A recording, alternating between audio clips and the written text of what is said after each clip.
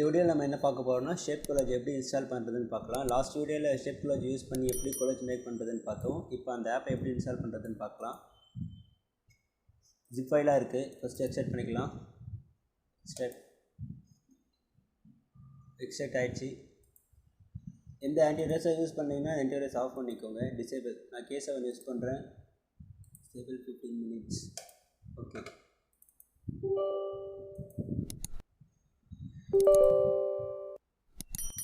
Next, I agree. Install. Okay. இது install கொடுத்துட்டு இப்போ லைசன்ஸ்க்கு கேட்குது. இதுக்கு என்ன பண்ணணுன்னா ஃபுல்லாக க்ளோஸ் பண்ணிக்கோங்க. க்ளோஸ் பண்ணிவிட்டு கிராக்குன்னு ஒரு ஃபோல்டர் இருக்குல்ல, அது போயிட்டு செலக்ட் பண்ணிவிட்டு Ctrl+C கொடுத்தீங்கன்னா காப்பி ஆகிடும். காப்பி பண்ணிவிட்டு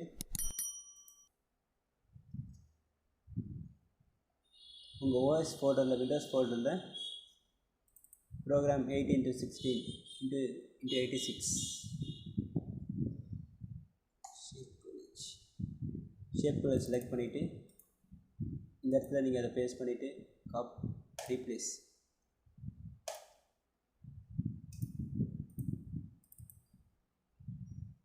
ஓப்பன் பண்ணிங்கன்னா லைசன்ஸ் கீ கேட்காது. ஃபுல்லாக இது ப்ரோ வெர்ஷன் தான்.